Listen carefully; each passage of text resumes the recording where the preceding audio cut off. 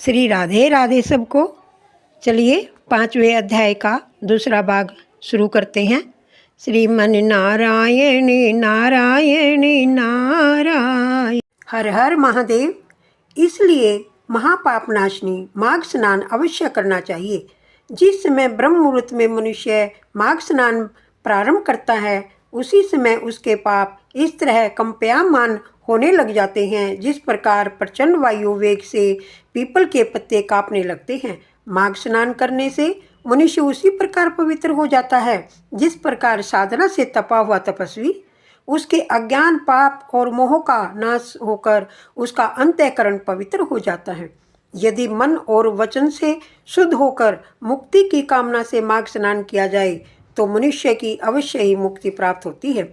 भगवान दत्तात्रेय जी ने आगे कहा, हे राजन, अब आप माघ स्नान के चमत्कारी प्रभाव से जुड़ी एक आश्चर्यजनक कथा को सुनिए।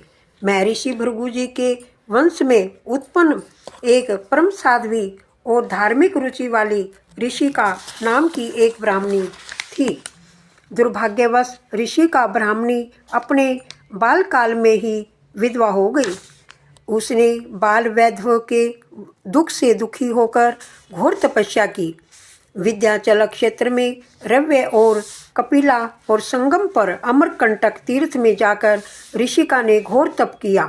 वह सदाचार का पालन करती हुई भगवान विष्णु की भक्ति में लीन होकर उग्र तप करने लगी। राधे राधे सबको। ऋषिका का स्वभाव सुशीला और धर्मपरायण था। वह स्थिति अनुसार दान भी करती थी। वह प्रतिदिन हवन पूजन एवं दान करने के पश्चात भगवान और ब्राह्मणों को भोग अर्पित करने के बाद छठे पहर में भोजन करती थी। ब्राह्मणी ने रेवा और कपिला के संगम पर 60 मास अर्थात 5 वर्षों तक स्नान किया। कठोर व्रतों और तप से ऋषिका की काया अत्यंत जर्जर हो गई। आयु भोग पूरा कर वह उसी तीर्थ में मर गई। माघ स्नान के पुण्य प्रभाव से वह 4000 युगों तक विष्णु लोक में निवास करती हुई दिव्य सुख प्राप्त करती रही। इसके पश्चात ब्रह्मलोक में वह तिलोत्तमा नामक से अवतीर्ण हुई। दैत्यप्यमान रतन के समान दमकते तिलोत्तमा के सौंदर्य को देखकर देवता भी मोहित हो जाते थे। वह सूक्ष्म मांगी सौंदर्य का प्रकाश थी और सुंदरता में अप्सराओं से भी श्रेष्ठ थी। उसके निर्माण से संतुष्ट तथा सुंदरता से प्रभावित ब्रह्मा जी ने एक दिन उससे कहा, हे पुत्री, दैत्यों का विनाश करने के लिए तुम शीघ्र ही यहाँ से प्रस्थान करो। श्री राधे राधे। संसार को अपने अत्याचारों से घोर दुखी करने वाले सुंद और उपसुंद नामक महाबली दुष्ट दैत्यों का नाश करके संसार में अहिंसा, अभय, ईश्वर भक्ति तथा धर्म की स्थापना करो। ब्रह्मा जी से प्रेरणा पाकर देवी तिलोत्तमा हाथ में वीणा धारण कर आकाश मार्ग से पृथ्वी पर आई और उस स्थान पर गई जहाँ सुंद और उपसुंद नामक दुष्ट और अत्याचारी देव शत्रु दैत्य उपस्थित थे। वहां आकर उस देवी तिलोत्तमा ने रेवा के पवित्र जल में स्नान करके दिव्य भड़कीले सुंदर लाल रंग के वस्त्रों को धारण किया। इसके पश्चात तिलोत्तमा ने वीणा बजाना आरंभ किया और इसके साथ ही उसके नुपुर की गतिवान होकर मधुर शब्द करने लगी। उसके कंठ में सुंदर श्वेत मोतियों की माला तथा कानों में कुंडल थे और जूड़े में चमेली के सुंदर सुगंधित पुष्प शोभायमान हो रहे थे। देवी तिलोत्तमा अशोक वृक्ष के नीचे बैठकर वीणा बजाने लगी।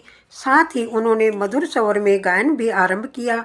सौंदर्य और संगीत की देवी तिलोत्तमा को अशोक वन में गायन वादन करते देख सुंद और उपसुंद के सैनिक आश्चर्यचकित हो गए। वे कुछ समय तक मुग्ध होकर उसे देखते रहे, फिर अपने अपने स्वामी दैत्यराज को सूचना देने के लिए दौड़ पड़े। हे महाबली, आज हमने अशोक वन में एक अति सुंदर देवी देखी है। वह कामदेव की पत्नी रति से भी अधिक स्वरूपवती है। उसकी सुंदरता दिव्य असाधारण है। निश्चय ही वह रूपवती स्त्री तीनों लोकों में सर्वश्रेष्ठ है। हम नहीं जानते कि वह अप्सरा है या यक्षिणी, नागकन्या है। वह सुंदरी यहाँ से कुछ दूरी पर अशोक वन में विराजमान है।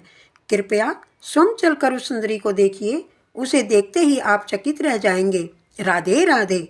अपने अनुचरों द्वारा अज्ञात सुंदरी की प्रशंसा सुनकर वे दोनों दैत्यराज मद्यपान त्याग कर उठ बैठे।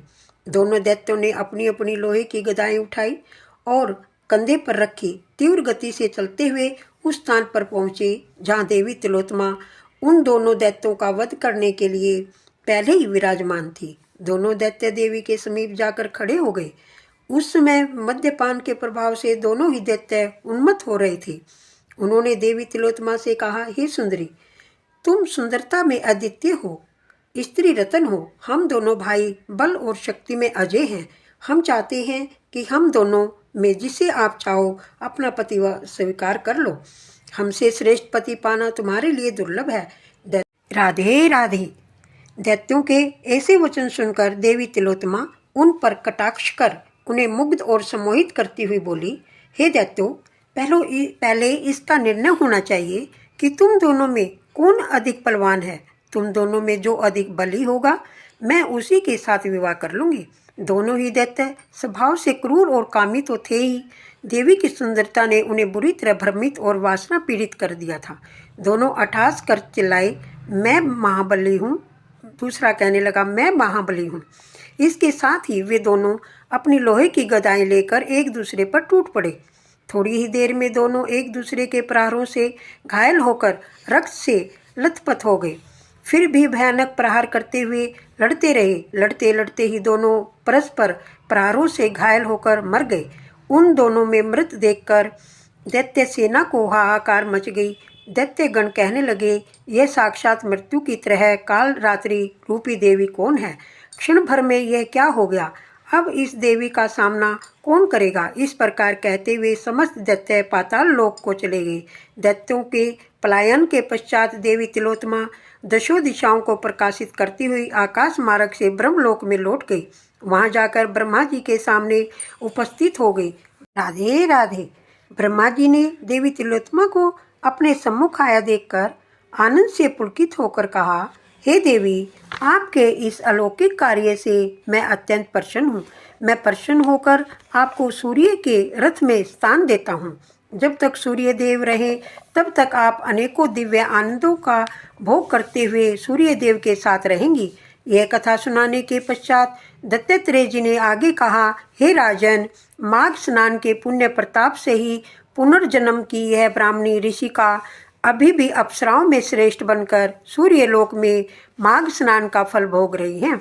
इसलिए परम गति चाहने वालों को माघ स्नान अवश्य करना चाहिए। इसके करने के बाद मनुष्य के लिए कोई धार्मिक पुरुषार्थ शेष नहीं रहता।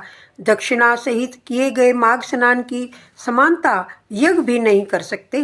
तीर्थ स्थान पर किए गए माघ स्नान की सब समानता कोई भी अन्य पुण्य कार्य नहीं कर सकता। तीर्थ पर किए गए माघ स्नान से महापाप नष्ट हो जाते हैं। मनुष्य को मोक्ष प्राप्त होता है। हर हर महादेव। इसलिए जो मनुष्य श्रद्धा और भक्ति से युक्त होकर माघ स्नान करेंगे वे समस्त सुखों को प्राप्त करते हुए स्वर्ग में दिव्य सुख भोगेंगे। जो मनुष्य इस अध्याय की कथा को प्रेम से सुनेंगे और वर्णन करेंगे वे समस्त पापों से मुक्त होकर स्वर्ग और ईश्वर की विशेष कृपाएं प्राप्त करेंगे। उन्हें परमात्मा की परम भक्ति प्राप्त होगी। श्री राधे राधे। श्रीमद् पुराणे माघ मास में पंचम अध्याय संपूर्ण हुआ। श्रीमन नारायण नारायण